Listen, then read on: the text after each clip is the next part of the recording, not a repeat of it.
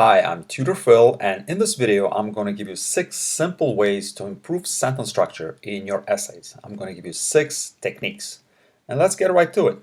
Technique number 1 is called sentence cleanup, and it consists of 2 steps. Step 1. Ask yourself this question. Can I cut out one or more words from this sentence without it losing its meaning? And step 2. Simply keep repeating step 1 until the sentence can no longer be shortened without losing its meaning. Let's do an example. Many people say that when childhood finishes, problems begin to exist. Well, let's ask ourselves, what can we remove, what can we get rid of in the sentence and make sure that the sentence still says what it wants to say? Now, is the verb to exist really necessary here? Let's cross it out and read the sentence. Many people say that when childhood finishes, problems begin. See, that's a much better, much more elegant sentence. It's shorter, and we have eliminated a little piece of filler. That verb to exist is just not necessary there. Let's do another example. This one comes from a personal statement. I am someone who is dedicated and determined to be a success in this field for which I have developed a keen interest. What we're doing is we're looking for filler words. And what occurs to me is that the word someone, I am someone who is really not necessary. It's not necessary to say that. Let's see. Let's cross out someone who is and read the sentence. I am dedicated and determined to be a success in this field for which I have developed a keen interest. See how much more punchy, how much more direct the sentence is. This improved version of the sentence will work much better in a personal statement and make a much better impact. All right, technique number 2, eliminate repetition. And let's do an example. She was a complete total stranger to Bryant Park. We're looking for a way to remove words or phrases that are redundant or repetitive. What is the difference between a complete total stranger and a total stranger? So we cross out complete and read the sentence. She was a total stranger to Bryant Park. See, this is already much better. Why? Because complete and total are synonymous. The author is just repeating herself. Now let's do step 2. And ask ourselves, can we do this again? Well, what is the difference between a total stranger and a stranger? Well, a stranger is a stranger, right? Let's cross out total and read the sentence again. She was a stranger to Bryant Park.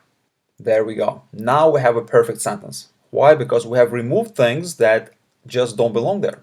Now this is a shorter and much more elegant sentence. Let's do another example.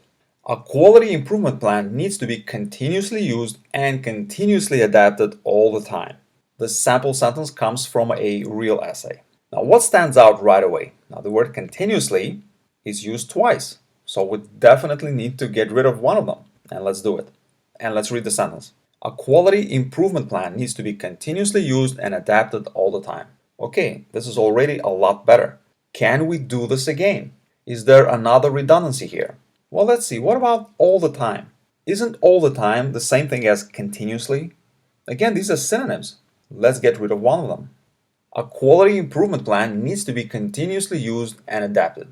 There we go. Now that's a sentence. Let's compare the versions. So version 1, a quality improvement plan needs to be continuously used and continuously adapted all the time. Now this one is 15 words. A new improved version is a quality improvement plan needs to be continuously used and adapted. 11 words. Does shorter necessarily mean better? Well, if you can say the same thing in fewer words, then yes. Next technique, use the active voice. And let's take as an example our sentence from the previous technique. A quality improvement plan needs to be continuously used and adapted. This sentence employs the passive voice. Now, how do we turn this into an active voice? Well, we need to ask ourselves, who is doing the using and adapting of the improvement plans? In a company or a corporation, who uses and adapts improvement plans? Well, the management does, right? We infer that from the sentence. Well, if we know that, now we can use the active voice. Managers should continuously use and adapt a quality improvement plan. There we go. Now it's a much better sentence. Why? Because it's in active voice. Technique 4. Get rid of the word you. And let's do an example. You have to be able to have some feedback from a consumer.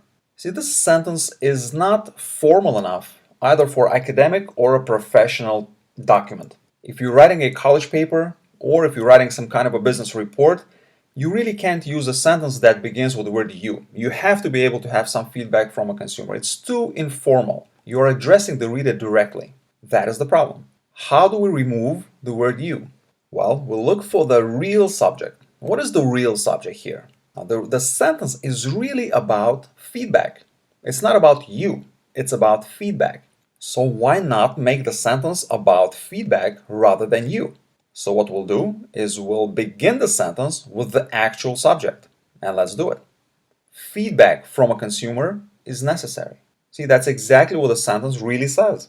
So first we begin the sentence with the real subject, and then we make sure that we tweak the rest of the sentence to conform to the new format. Let's compare the versions. Version 1. You have to be able to have some feedback from a consumer. 12 words. Feedback from a consumer is necessary. 6 words. Now, as you can see, the second sentence is really fit for either a college paper or a business report. The second sentence is no problem. It's formal, it's direct, it's punchy, it just works. Now you can say, Phil, if I keep doing this to my sentences, then pretty soon I will have a 500-word essay instead of a 1,000-word essay. In other words, I'm losing words here and I need words. Well, let me tell you something. Writing wordy sentences is not a good way to add content to your essay. And knowing that you need ways to add words to your essays and to expand them, I put together a tutorial in which I show you 4 legitimate and effective ways to expand an essay. It's on my blog and I have the link in the description. Technique 4. Get rid of the phrase, the fact that. The fact that is really a junk phrase. Let's do an example. The fact that Britain voted to leave the European Union sent shockwaves across Europe. Well, what actually sent shockwaves across Europe? Was it the fact that Britain voted, or was it the actual subject? What is the actual subject? What is the real subject here? The real subject is the vote of the British people. So what we'll do it, again, we'll begin the sentence with the actual subject. Britain's vote to leave the European Union sent shockwaves across Europe.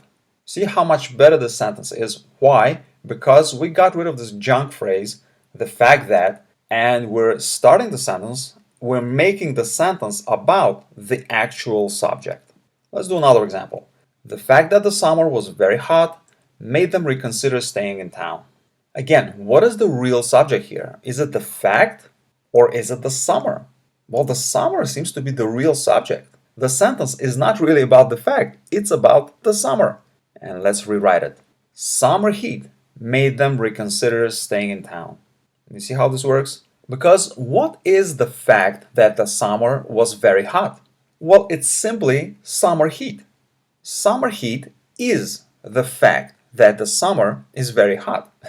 So why not just make the sentence about the actual subject, which is really summer heat? And as a result, we have a much better, more elegant sentence. And finally, get rid of there is, there are. Now this is another junk phrase. There is, there are is another junk phrase that makes sentences needlessly lengthy. Here's an example. There are many people who want to lose weight. Well, again, what is the real subject here? Well, the real subject is people or many people.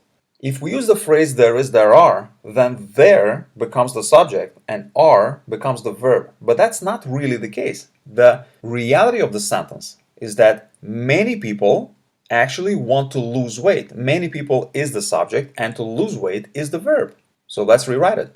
Let's cross out there are and let's cross out who because that's another junk word that needs to be added because we're using there are. And let's read an improved sentence. Many people want to lose weight. There we go. See, it's a much better, more direct and punchy sentence.